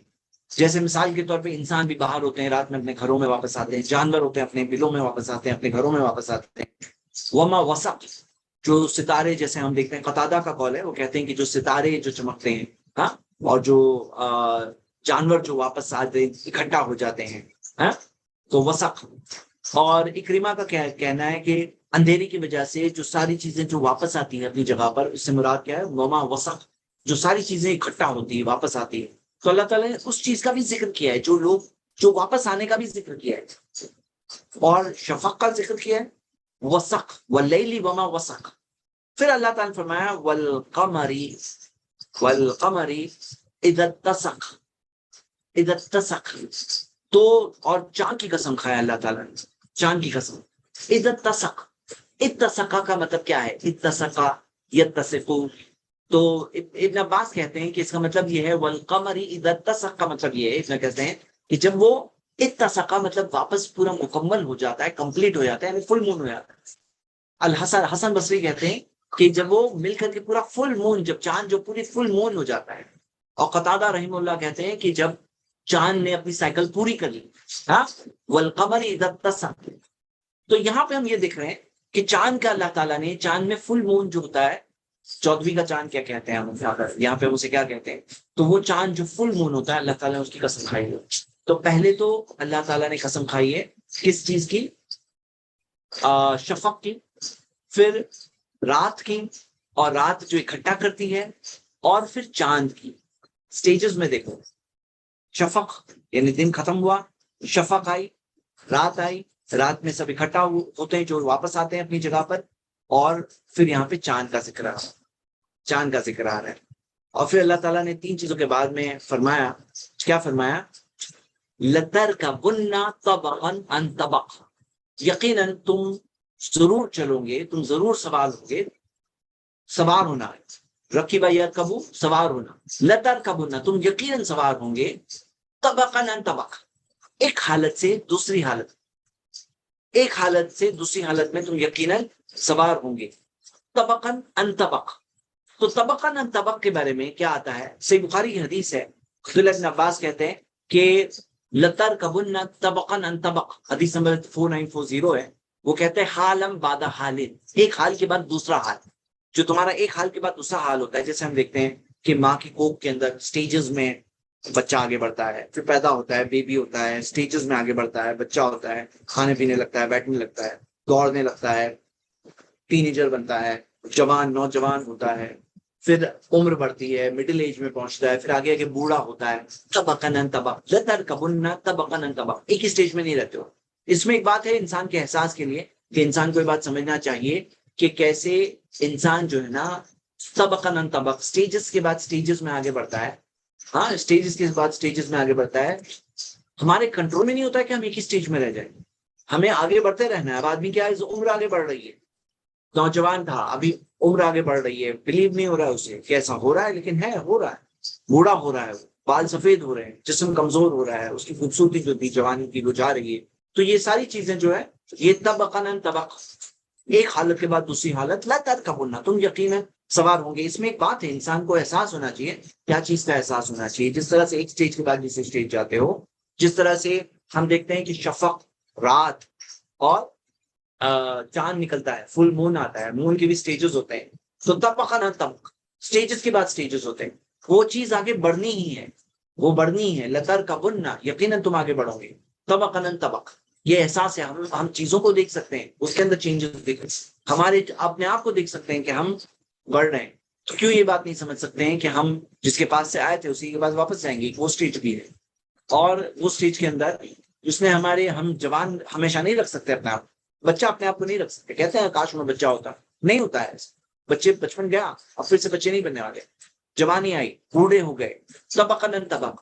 تو یہ ہمارے کنٹرول میں نہیں ہے. اس میں پتا کیا چلتا ہے کہ ہم کتنے بے بس ہیں، ہم کتنے کمزور ہیں، ہم تو بس ٹریول کر رہے ہیں، آگے بڑھتے آ رہے ہیں، ٹائم ٹریول. ہاں، ٹائم ٹریول ہمارا چلتے ہی جا رہا ہے، ہم آگے بڑھتے جا رہے ہیں. طبقاً طبق، طبقاً طبق.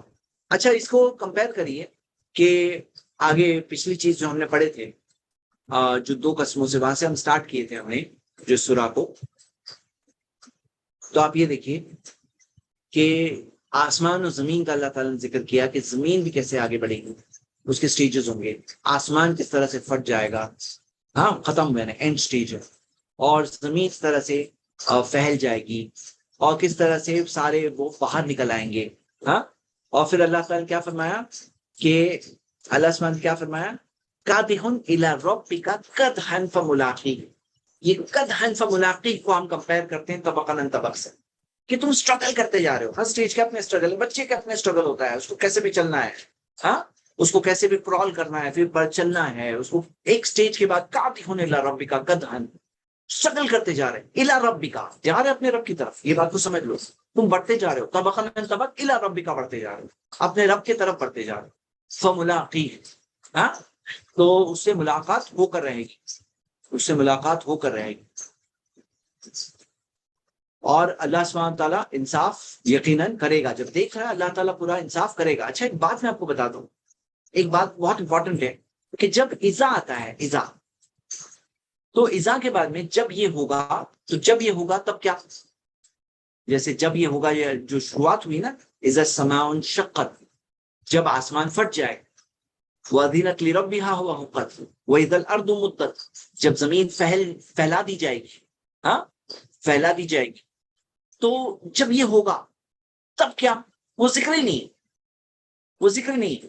جب یہ ہوگا تب کیا ہوگا، ذکر نہیں ہے. ڈائریکٹلی بات آ گئی، یا ایھا الانسان، اے انسان، انک قادح الی ربک قدحا فملاقیہ.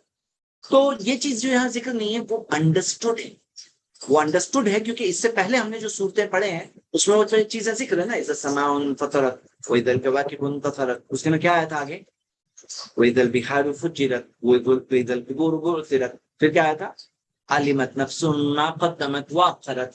ہاں، سورہ انفطار کے اندر، سورہ 82 کی آیت نمبر 5، کہ تب ایک انسان جانے گا کہ کیا بھیجا، کیا پیچھے چھوڑ دیا.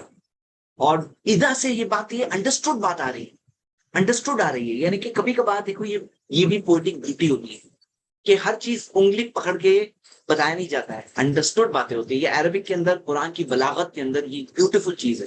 تو جیسے ہم 2 بار پڑھ چکے ہیں، سورہ 81 82 دونوں میں پڑھے تھے. 81 کے اندر کیا آیا تھا، کئی چیزیں اذا کے ساتھ، کئی چیزیں وَإِذَا السَّمَاءُ انشقت، نہیں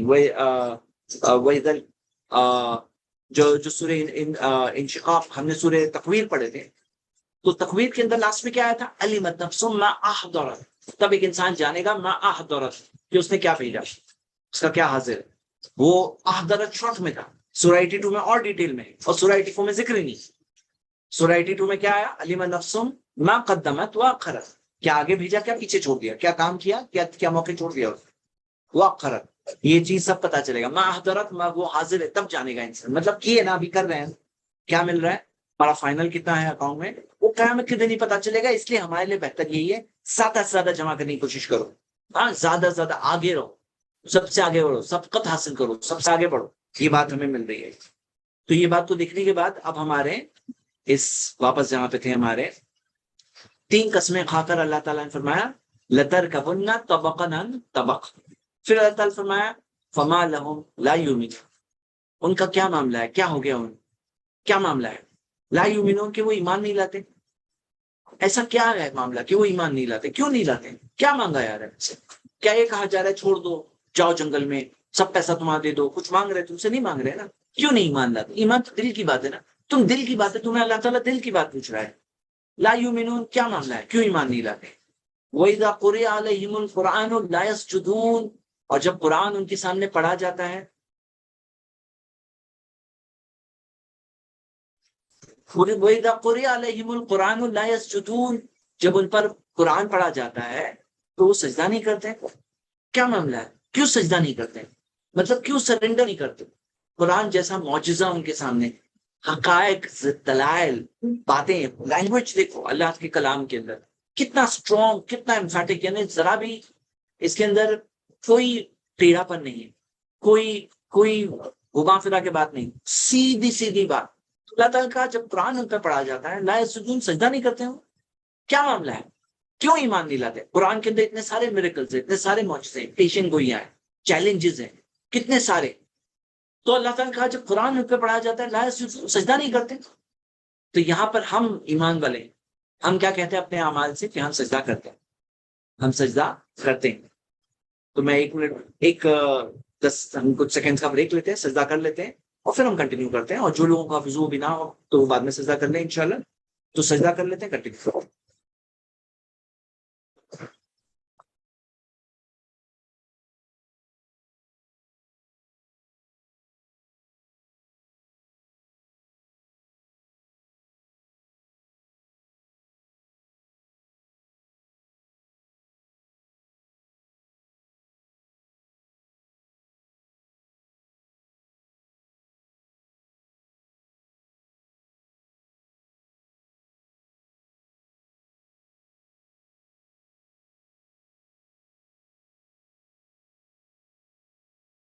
تو ہم کیا کرتے ہیں، اپنے ایکشن سے بتاتے ہیں کہ ہم ویسے نہیں ہیں.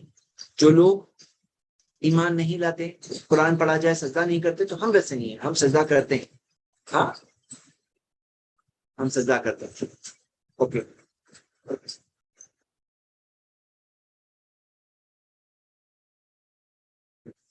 آگے اللہ تعالیٰ نے فرمایا بل الذین کفروا یکذبون، بلکہ جو لوگ کفر کرتے ہیں وہ لوگ یکذبون، جھٹلانے والے. یکذبون جھٹلاتے ہیں، جھٹلانے والے، جھٹلاتے ہیں. مطلب ان کا پرابلم کیا ہے؟ جھٹلانا، انکار کرنا، دیکھی چیز کو اندیکھی کر دینا، انکار کرنا، یہ ان کا پرابلم ہے. بل الذین کفروا یکذبون، یعنی ان کی ٹینڈنسی لائف میں ایسی ہے، ان کی لائف میں روش ہی ایسی ہے، یکذبون، جھٹلانا، یہ ان کا معاملہ ہے، یہ اصل چیز ہے ان کا، یکذبون. تو ہم یہ دیکھتے ہیں کہ ایسے لوگ ہوتے ہیں جن کو حق جاننا ہی نہیں ہے، سمجھنا ہی نہیں ہے، وہ یکذبون، انکار کرتے ہیں. ہاں، یہ ان کا معاملہ ہے. 1 منٹ ہولڈ کریں.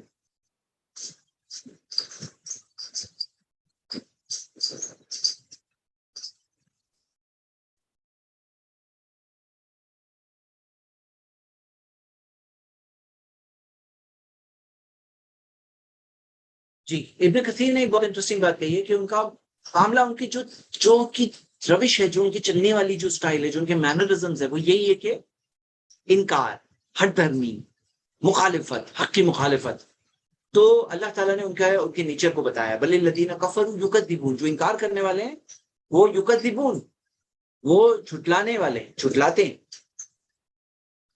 ان کا یہ معاملہ ہے، اصل پرابلم.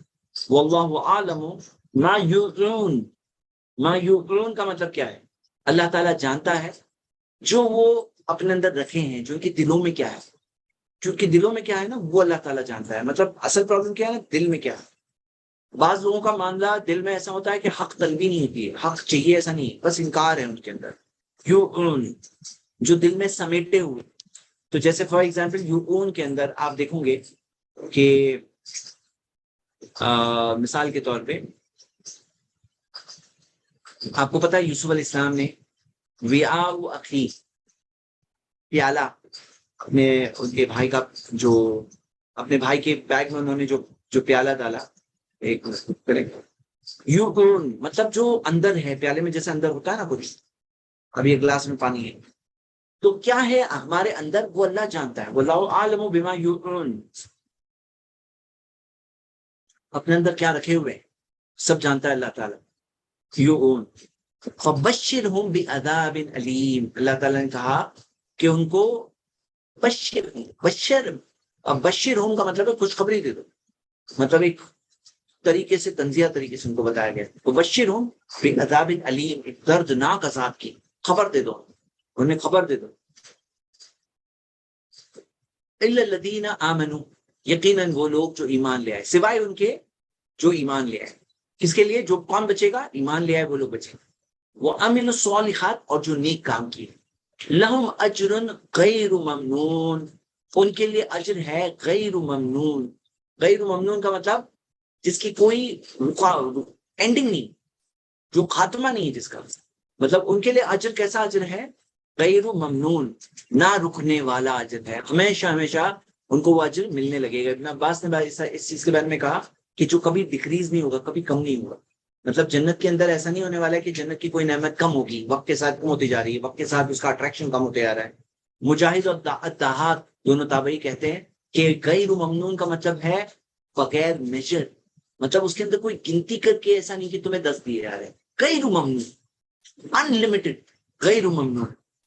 تو اور جیسے آپ دیکھیے سورہ ہود کی آیت ہے، سورہ 11 آیت نمبر 108، عطاء غیر مجذوذ، کہ عطان ایک ایسا ہدیہ، ایک ایسا گفٹ، غیر مجذوذ جس کی کوئی اینڈنگ ہی نہیں، تو غیر ممنون جس کی کوئی اینڈنگ نہیں ہے، جس کے اندر کوئی لمٹ نہیں ہے، جو ختم نہیں ہوگا۔ تو اللہ تعالیٰ نے یہاں پر وہ چیز کا ذکر کیا ہے کہ طبقاً طبق چلیں گے، لیکن لاسٹ میں کہاں پہنچیں گے؟ ایک ایسی جگہ جہاں پہ غیر ممنون۔ اس کے لیے کیا کرنا ہے؟ محنت کرنا ہے۔ قادخون الی ربک قدحا، محنت تو سب لوگ کر رہے ہیں، اپنے کام میں کر رہے ہیں، گناہوں کے کام میں محنت کر رہے ہیں، گناہ کرنے کے لیے بھی محنت کرنی پڑتی ہے، گناہ ایسے بغیر محنت کی نہیں ہوتا ہے، تو کر رہے ہیں وہ لوگ۔ لیکن مومنین یہ چیز پانے کے لیے کیا کریں گے؟ اپنی صحیح محنت کریں گے۔ عطان لہم اجر غیر ممنون، غیر ممنون والا اجر پانے کے لیے۔ اور سورہ ہود میں جو ذکر ہے عطان غیر مجذوذ، تو ایک لمٹ نہیں، اس کے اندر کوئی اینڈنگ نہیں ہے وہ اجر کو پانے کے لیے۔ تو یہ سورہ کے اندر ہم نے اس میسج کو دیکھا، اور بیسیکلی یہاں پہ میسج یہ ہے، جو بنیادی میسج یہ مل رہا ہے کہ یہ سٹیجز کے بعد سٹیجز تو ہم چل رہے ہیں، ہم محنت تو کر رہے ہیں، لیکن اللہ تعالیٰ سب چیز دیکھ رہا ہے، اور جو دیکھ رہا ہے تو اس کا تقاضا یہ ہے کہ اللہ انصاف بھی کرے گا۔ معاملہ ایسے یہیں پہ ختم نہیں ہونے والا، یہ لائف امتحان ایگزام ہے، ایگزام کے بعد رزلٹ تو آ کر رہے گا، اور رزلٹ آئے گا، کتاب ملے گی ہمیں، اپنا اعمال نامہ ملے گا، پورا کا پورا انہیں ریکارڈ ملے گا، یعنی پورا ایک ایسا ریکارڈ جسے دیکھ کر کے آدمی پوری طرح سے پہچان سکتا ہے کہ اسے جو چیز مل رہی ہے اس نے سچ میں ویسا کام کیا ہے، اور اسے داہنے ہاتھ میں ملے گا، اور جو داہنے ہاتھ والوں کو بھی ملے گا ان کو جو جنت ملے گی وہ اللہ کے فضل سے ملے گی، اور جو بائیں ہاتھ کو ملے گا ان کو اپنے پیچھے، پیٹھ پیچھے، وراء ظہری، پیٹھ پیچھے ملیں گے۔ اور پھر ان کے لیے معاملہ کیا ہے کہ ان کے لیے یدعو ثبورا، وہ پکاریں گے، ہلاکت پکاریں گے، یعنی جو طبقہ طبق چل رہے تھے وہ کہیں گے ختم ہو جائے ہم کو، یہ سٹیجز سے کر کے ہم یہاں آ گئے، ابھی ہم ختم ہو جائے وہ یہ مانگیں گے، لیکن ختم نہیں ہوں گے، ختم نہیں ہوں گے، یہ ان کا بدلہ ہے ان کے کاموں کا۔ اللہ سے دعا ہے اللہ ہم سب کو اس چیز سے زندگی میں، دنیا میں قدرت حاصل کرنے کی توفیق دے، نصیحت حاصل کرنے کی توفیق دے۔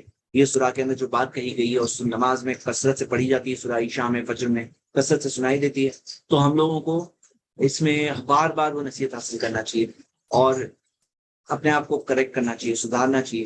انسان اگر بگڑ بھی گیا، پھسل بھی گیا، کہیں کمزور پڑ گیا تو اٹھ جائے، یہ یاد دہانی ہے، نصیحت ہے۔ قیامت کے بارے میں یہ منظر اللہ تعالیٰ نے بتایا ہے تاکہ ہم وہ سن کر ہی سمجھ جائیں، تاکہ بات کر کے کسی کے اندر احساس کا کچھ بھی باقی ہے تو وہ احساس کی وجہ سے وہ نصیحت حاصل کر لے، وہ اپنے اندر سدھار پیدا کر لے۔ اللہ سے ہم دعا کرتے ہیں اللہ ہم سب کو نیک راستے پہ چلنے کی توفیق دے۔ مختصر میں چند سوالوں کو لوں گا انشاءاللہ، اور ہم دیکھتے ہیں۔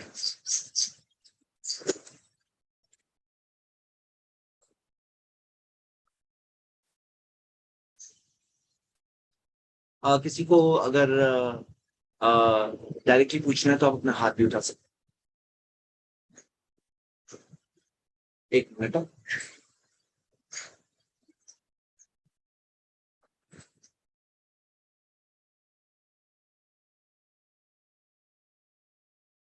اچھا، ایک سوال یہ آیا کہ سجدہ تلاوت میں کیا وضو کمپلسری ہے؟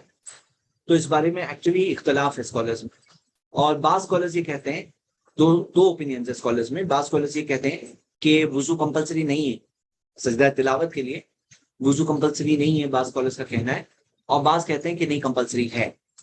اور اس کے اندر دلیل کیا ہے، ان کی دلیل کیا ہے، میں آپ کو دلیل بتا دوں، ایک منٹ ہولڈ کریں۔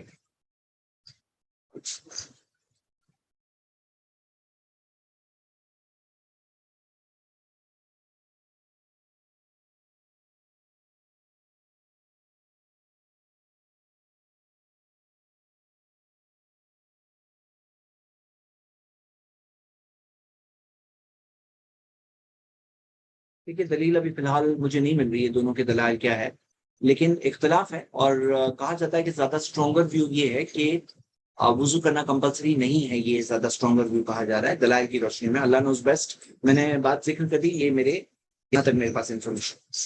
سیکنڈ سوال، جہنم میں مشرک کب تک رہیں گے، ان کے ساتھ کیسے عدل ہوگا؟ یاد رکھیے اس بات کو کہ جہنم میں جو لوگ جائیں گے اس کے اندر دو ٹائپ کے لوگ ہوں گے. ایک وہ لوگ جو ایمان والے ہیں، جن کے پاس تھوڑا بھی ایمان، اور انہوں نے جو انہوں نے جن کے پاس ایمان تھوڑا ہے لیکن گناہ زیادہ کیا ہے، تو وہ گناہوں کی سزا انہیں ملے گی جہنم میں، پھر اس کے بعد وہاں سے وہ نکال دیں. لیکن کیونکہ سوال کے اندر یہ ہے کہ جو مشرک ہے وہ کب تک رہیں گے، تو ان کے ساتھ عدل کیسے ہوگا؟ تو یہ بات سمجھ لیجئے کہ جو مشرک ہے ان کے لیے ہمیشہ کی جہنم ہے، لیکن ان کو دنیا میں پیغام ملا ہو یہ شرط ہے. کیونکہ قیامت کے دن انہیں پوچھا جائے گا، یہاں تک کہ جہنم کے دروازے پہ پوچھیں گے کہ علم یاتکم نذیر، کیا تمہارے پاس ڈرانے والے نہیں آئے تھے؟ تو انہوں نے کہا تھا، وہ کہیں گے قیامت کے دن، کہیں گے وہ لوگ جو جہنم جانے والے کہیں گے، قالوا بلا قد جاءنا نذیر، کہیں گے ہاں ہمارے پاس ڈرانے والے آئے، فکذبنا، ہم نے انہیں جھٹلا دیا. تو ان کا پرابلم کیا تھا؟ جھٹلا دینا، دیکھ کر سمجھ کر، واضح ہونے کے بعد جھٹلا دینا. پھر اس کے بعد اللہ زندگی بھر موقع دے رہا ہے کہ مرتے دم تک بھی، لاسٹ منٹ تک بھی تم توبہ کر لو، قبول کر لو، مان لو، دل سے مان لو. تو اللہ تعالیٰ نے یہاں جو فرمایا ہے نا کہ فما لہم، کیا فرمایا؟ فما لہم لا یؤمنون، ان کے ساتھ کیا معاملہ ہے، وہ ایمان کیوں نہیں لاتے؟ کیا مانگا گیا ہے؟ بس ایمان لانا ہے نا تمہیں، دل سے مانگنا ہوتا ہے. اگر فورس ہے، زبردستی ہے، پرابلمز ہے، ارے دل میں تو ایمان لے آؤ نا. لا یؤمنون، تم نے ایمان کیوں نہیں لایا؟ اگر ایمان ہے نا تو ایمان کی بنیاد پہ بچ جائیں گے، ایمان نہیں ہے تو نہیں بچیں گے. یہ ان کا دنیا کی زندگی کا فیصلہ ہے. اور آپ اس بات کو صحیح سمجھیے کہ اللہ کی رحمت ہے کہ اللہ نے لمیٹڈ زندگی دی. اگر کروڑوں سال کی زندگی اللہ تعالیٰ دیتا، کروڑوں سال کی زندگی، تو امتحان اور مشکل ہو جاتا، دنیا کا اٹریکشن اور بڑا ہو جاتا. یہ دنیا کے بارے میں ہم لوگوں کو یہ پتا ہے کہ ایک تو پہلے لمیٹڈ ٹائم کے لیے ہم ہیں، دوسری بات کب ختم ہوگا معاملہ دنیا کی زندگی یہ معلوم نہیں ہے. تو اسی وجہ سے دنیا کا اٹریکشن تھوڑا کم ہو جاتا ہے. آپ کو پتا ہے یہ چیز سے دنیا کا اٹریکشن کم ہو جاتا ہے. پہلے تو اس بات سے کہ موت آنے والی، اور نمبر دو موت کبھی بھی آنے والی ہے، اس بات سے اور دنیا کا اٹریکشن کم ہوتا ہے. لیکن اگر یہی دنیا کی زندگی کروڑوں سال کی ہوتی تو دنیا کا اٹریکشن کیا ہوتا اور مشکل ہو جاتا ہمارے کمزور دل کے لیے. تو اللہ تعالیٰ نے لمیٹڈ زندگی دی، لیکن یہ لمیٹڈ زندگی سے فیصلہ ہے کہ ہم آخرت میں کہاں جائیں گے. تو یہ اللہ کی رحمت ہے. اب کوئی کہے کہ نہیں وہاں پہ تو اتنی بڑی زندگی ہے تو یہاں بھی بڑی زندگی ہونی چاہیے تھی، تو یہاں پہ زیادہ فیل ہونے والے لوگ ہو جاتے ہیں. تو اللہ نے انسان کو موقع دیا، انسان کے سامنے اللہ تعالیٰ نے پیغمبر بھیجے، رسول بھیجے، پیغام ملے، اور پیغام ملنے کے بعد، سمجھنے کے بعد، دیکھنے کے بعد پھر وہ انکار کرے تو کیا بچنے والا ہے؟ وہ اپنے آپ کو دھوکہ دے رہا ہے کہ وہ بچے گا. کوئی بچنے کا طریقہ نہیں. سمجھدار انسان وہ جو ابھی ایمان لے آئے اور مرنے سے پہلے ایمان کے ساتھ جیے اور ایمان پر کے جائے یہاں سے. اچھا، سوال ایک آیا سورہ آل عمران نہیں پڑھیں گے، تو سورہ آل عمران پڑھیں گے، لیکن ہم یہ جو صورتیں ہماری باقی ہے نا 84 سے لے کے 114 تک، یہ صورتیں ہم پڑھ لیں پہلے ایک بار، پھر ہم سورہ آل عمران پہ واپس آئیں گے انشاءاللہ. ہاں تو اس طرح سے ہم کریں گے، کیونکہ ہم نے قرآن اسٹڈی میں 10 پارے، لاسٹ کے 10 پاروں میں 9 پارا 9.25 پارے پڑھے، لاسٹ کے پونا پارا تقریباً بچا ہوا ہے، پونے سے بھی کچھ کم. تو ہم یہ فنش کر لیں انشاءاللہ، پھر ہم واپس سورہ آل عمران پہ آئیں گے. سیکنڈ، جہنم میں مشرک کب تک رہے گا، یہ بات ہو گئی. سیکنڈ سوال، قیامت کے دن جانوروں کے ساتھ کیا ہوگا؟ تو جانوروں کے ساتھ یہ ہوگا کہ جانور میں کسی جانور نے اگر دوسرے جانور کو مارا ہے، سینگ مارا ہے، تو دوسرے جانور کو موقع ملے گا کہ وہ سینگ مارے، اس سے انصاف ہو جائے. انصاف کے بعد وہ مٹی ہو جائیں گے، ختم ہو جائیں گے. اور جب انسان دیکھیں گے کہ وہ مٹی ہو کے ختم ہو گئے، تو تب انسان بھی تمنا کریں گے یا لیتنی کنت تراب، کہ کاش، افسوس میرے لیے، کاش میں بھی مٹی ہوتا. تو مٹی ہو کے ختم ہو جائیں گے جانور. اور یاد رکھیے اس بات کو کہ جانوروں کا معاملہ الگ ہے. مثال کے طور پر آپ پہ کوئی تکلیف آتی ہے اور ایک بلی ہے آپ کے گھر کے باہر رہتی ہے، اس پہ بھی کوئی تکلیف آتی ہے، لیکن اس تکلیف سے جو تکلیف ہوتی ہے، اگر آپ وہ تکلیف پہ صبر کرتے ہو تو آپ کو کیا ملے گا؟ اجر ملے گا، آپ کی گناہ معاف ہوں گے. بلی کا معاملہ ہے کہ بلی بھی وہ تکلیف پہ صبر کر رہی ہے، پھر اس کو کیا ملے گا؟ تو آپ کو یہ بات سمجھنا ہے کہ بلی کے اندر آپ کے اندر فرق ہے. آپ کو پتا ہے تکلیف اتنی ہوتی ہے، لیکن ہماری تکلیفیں کیوں بڑھ جاتی ہیں معلوم ہے؟ ہماری تکلیفیں بہت بھاری کیوں ہو جاتی معلوم ہے؟ ہماری یہ سوچ کی وجہ سے. آدمی کو تکلیف سے اتنا پرابلم نہیں ہے، لیکن اس بات سے زیادہ پرابلم ہے کہ صرف مجھ پہ ہی تکلیف کیوں ہے، سب لوگوں پہ تکلیف کیوں نہیں؟ لاک ڈاؤن میں سب پہ تکلیف تھی نا، تو کتنا آسانی سے برداشت کر رہے تھے. یہ سب لوگ تکلیف میں.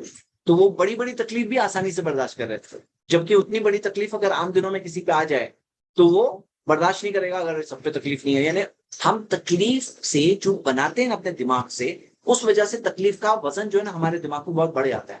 اس کا بدلہ دیا گیا ہے کہ تم تکلیف کو کیسے ڈیل کرتے ہو، تم صبر کر رہے ہو تو تمہیں بدلہ ملے گا. لیکن بلی کیا ہے نا، تکلیف جتنی ہے نا اس کو اتنی تکلیف ہے. وہ 10 چیزیں اس سے امیجن کر کے کریٹ نہیں کرتی، کیونکہ ان کے اندر وہ کانشیسنیس نہیں ہے جو ہمارے اندر ہے.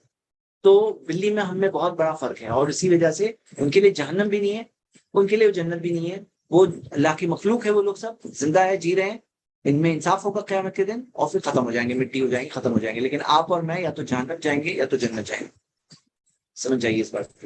نیکسٹ، ہیلتھ انشورنس کا کمپنی میں جاب کرنا کیسا ہے؟ دیکھیے انشورنس کے تعلق سے یہ بات ہے سمپل، اور آپ لوگ کوشش کریے موضوع سے باہر سوال پلیز نہ پوچھیں، صرف موضوع پہ رکھیے. ہیلتھ انشورنس کے بارے میں، انشورنس کے اندر 3 ٹائپ کی انسرٹنٹیز ہوتی ہیں. نمبر 1 ایکسیڈنٹ، آدمی بیمار پڑے گا نہیں پڑے گا، کوئی ہوتا ہے نا بیماری نہیں پڑا. نمبر 2 بیمار پڑے گا تو کتنا بیمار پڑے گا. نمبر 3 بیمار پڑے گا تو کب بیمار پڑے گا. اب اسلام کے اندر خرید و فروخت کے اندر بائنگ اینڈ سیلنگ میں ایک رول ہے، کیا بیچ رہے ہیں خرید رہے ہیں وہ کلیئر ہونا چاہیے. اب نہ بیچنے والے کو پتا ہے جو پالیسی بیچ رہا ہے، نہ خریدنے والے کو پتا ہے. اسی وجہ سے ہیلتھ انشورنس کے بارے میں، جیسے جنرل انشورنس کے بارے میں یا انشورنس کی باقی ایکسیڈنٹ انشورنس، ساری لائف انشورنس کے بارے میں جو رولنگ ہے، وہی رولنگ ہے کہ یہ حرام ہے، یہ حرام ہے، انشورنس منع ہے. لیکن اس کا کیا سولوشن ہے؟ اگر کوئی مجبوری، کوئی کنٹری کے اندر سولوشن ہے، کوئی کنٹری میں مجبوری ہے، لازم کیا گیا، تو جو چیز مجبوری ہے، تو جتنے پیسے آپ نے انسٹالمنٹ میں دیے، اگر کبھی کچھ ہو گیا تو وہ پیسے ریکور کرنا جائز ہے. نمبر 1. نمبر 2 یہ کہ غریب اگر ہیں تو تکافل، جو کوآپریٹو انشورنس ہے جس کے میں کسی کا پروفٹ نہیں ہوتا ہے، وہ ایک ہیلپنگ کا ذریعہ ہوتا ہے کہ سب لوگ تھوڑا دے رہے ہیں، پھر اگر کسی کا ایکسیڈنٹ ہو گیا تو اس کی مدد ہو جائے گی. تو کوآپریٹو انشورنس تکافل کی اجازت ہے، لیکن جو کمرشل انشورنس ہوتا ہے اس کی اجازت بالکل نہیں. تو اگر آپ وہاں جاب کر رہے ہیں تو نہیں کرنا چاہیے. تو آپ اس بارے میں اسلام کی وے میں فتواز پڑھ سکتے ہیں بہت سارے. کہ ایک اگلا سوال سر، آپ نے بولا کہ رائٹ ہینڈ میں اعمال آنے کے بعد بھی حساب ہوگا.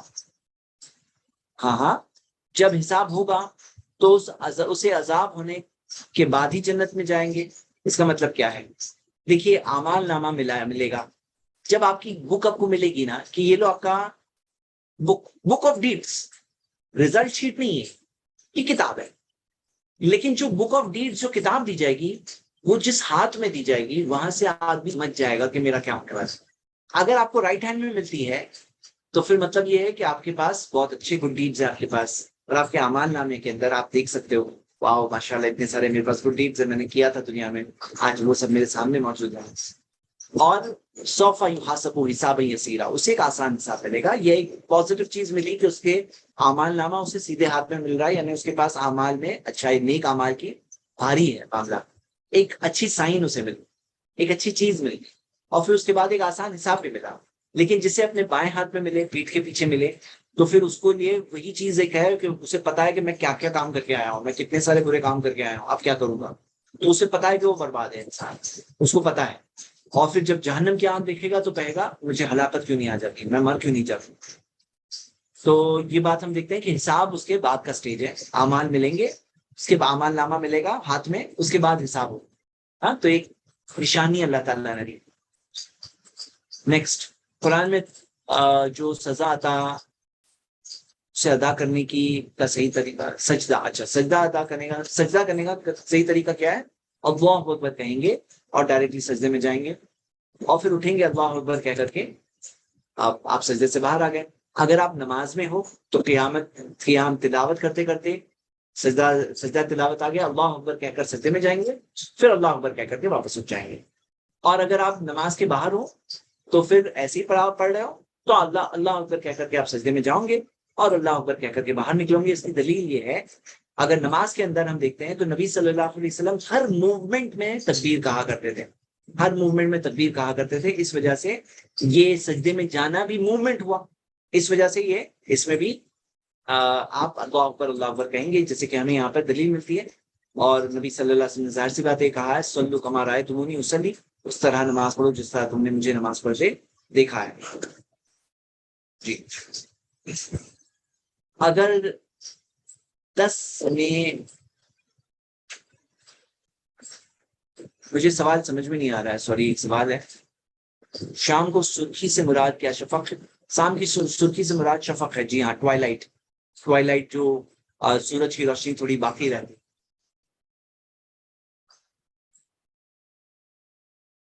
مجھے ایک پارٹ سمجھ میں نہیں آ رہا ہے سوال جو جنہوں نے پوچھا تھا۔ اوکے نیکسٹ، اگر کسی کو سجدہ تلاوت کی دعا نہیں آتی تو وہ کیا پڑھے اور کیسے سجدہ تلاوت کریں؟ سجدہ تلاوت کی جو دعا ہے اگر آپ کو یاد ہے تو آپ پڑھ لیجئے، اور نہیں یاد ہے تو پھر کیا کریں گے؟ آپ جو نارمل سجدے میں پڑھتے ہیں وہی پڑھ لیجئے، ہاں وہی پڑھ لیجئے۔ اور اس کے اندر اگر آپ کو دعا پتا ہے تو یہ دعا ماشاءاللہ ایک بہت پیاری سی دعا ہے، تو آپ یہ یاد کر لیجئے، انشاءاللہ بہت ایزیلی یاد کر سکتے ہیں۔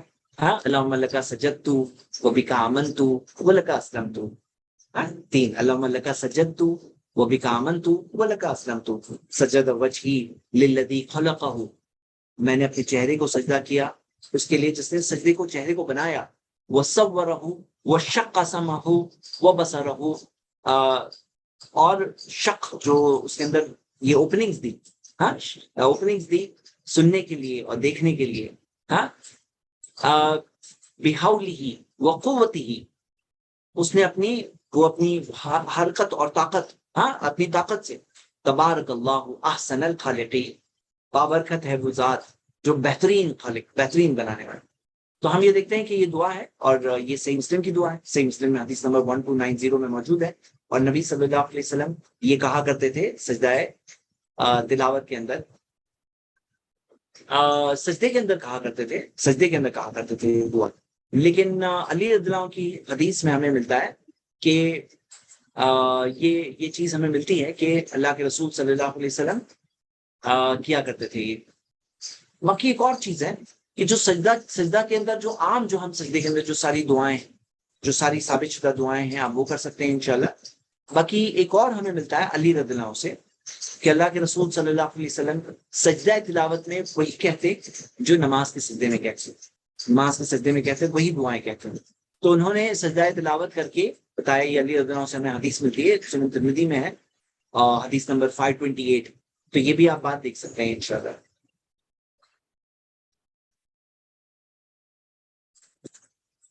ٹھیک ہے، لاسٹ میرے خیال سے ہم لوگ لاسٹ 3 سوال لے کے ختم کرتے ہیں، ٹائم زیادہ ہو گیا۔ اوکے، زندگی میں ایک مرحلہ موت کا ہے، ہمیں مرنے سے ڈر لگتا ہے، کیا کریں؟ دیکھیے، مرنے سے کے تعلق سے ہمیں یہ سکھایا گیا ہے کہ موت کی کو یاد کرو، خاص اکثر ذکر، کثرت سے یاد کرو، ہادم لذات، لذتوں کو اٹھانے والی۔ تو ہمیں کیا کرنا چاہیے؟ موت کو الٹا یاد کرنا چاہیے، اور بلکہ آپ صبح شام کے اذکار وغیرہ میں دیکھیں گے تو کثرت سے موت کی یاد، جیسے صبح اٹھتے ہیں دعا میں الفاظ کیا ہے، وہ الیہ النشور، اسی کے پاس واپس لوٹنا ہے، یعنی اٹھنے کی جو دعا ہے نا، اس کے اندر ہی ہم یاد کر رہے ہیں کہ ایک دن ہم ایسا سوئیں گے کہ اٹھیں گے نہیں۔ سواری کی دعا میں اس کے اندر بھی موت کی یاد ہے، لاسٹ جملے میں کثرت سے ہے یہ، اور نماز میں نبی صلی اللہ علیہ وسلم نے کہا اس کو موت فی صلاۃ، نماز میں اپنی موت کو یاد کرو۔ تو موت کی یاد سے ڈرنا نہیں چاہیے۔ موت کی یاد سے یہ ہوتا ہے کہ ہمیں احساس ہوتا ہے کہ ہم ہمیشہ یہاں نہیں رہنے والے ہیں، زندگی، دنیا کے اٹریکشنز اس کے اندر ہماری نظروں میں کم ہو جاتے ہیں۔ چلیے آخری، اگر تھوڑا سلو جائیے، ٹھیک ہے، میں کوشش تو کر رہا ہوں کہ میں جو اسپیڈ میں رمضان میں جا رہا تھا اس سے تھوڑا سلو بولا ہوں آج، جی میرے خیال سے آج تو سلو ہی ہوا ہوگا جی۔ کبھی کبھار میں زیادہ اسپیڈ میں چلتا ہوں تو ایسا لگتا ہے یوٹیوب والوں کو 1 اسپیڈ کی جگہ 0.75 اسپیڈ کر کے دیکھتے ہیں، حالانکہ آج کل ٹرینڈ یہ ہے کہ لوگوں کو اسپیکرز کو 1.5 اسپیڈ سے لوگ دیکھتے ہیں تاکہ جلدی جلدی سنیں، لیکن اس میں کئی چیزیں مس ہو جاتی ہیں۔ تو اینی وے، میں خود تھوڑا سا سلو جانے کی کوشش کر رہا ہوں، ٹھیک ہے۔ اوکے، تو ایک آخری سوال، اگر والد نے پراپرٹی لی سبھی بھائی بہن کے لیے الگ الگ، اگر کوئی بہن وہ پراپرٹی سیل کرتی ہے، اس کا ریٹ بڑھ گیا، تو کیا اس میں سبھی بھائی بہن کے لیے کے بیچ تقسیم ہو جائے گا؟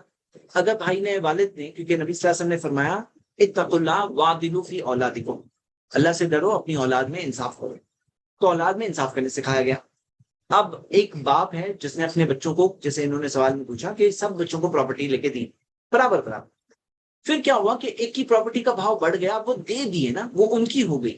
اب کسی کی پراپرٹی کا بھاؤ بڑھ گیا، کسی کی پراپرٹی کا بھاؤ گھٹ گیا، اس کے اندر باپ نے ذمہ داری تھوڑی ہے کہ کنٹینیوس لائف ٹائم بڑھاتے رہیں گھٹاتے رہیں یا کم زیادہ کرتے رہیں.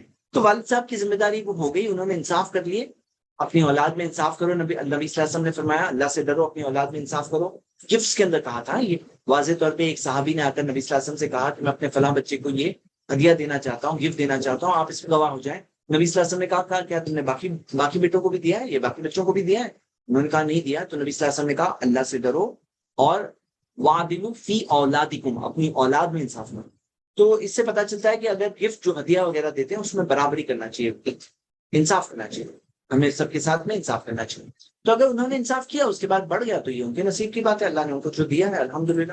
چلیے ہم یہیں پہ آج کی کلاس ختم کرتے ہیں اور کل پھر کنٹینیو کریں گے. آپ کو بتایا سیٹرڈے سنڈے 2 دنوں کی کلاس ہوئی 3 سے 4, تو 3 سے 4 میں ہم انشاءاللہ ختم کریں گے. کل انشاءاللہ وقت پہ شروع کریں گے. جزاک اللہ خیر, سبحانک اللہم بحمدک واشہد ان لا الہ الا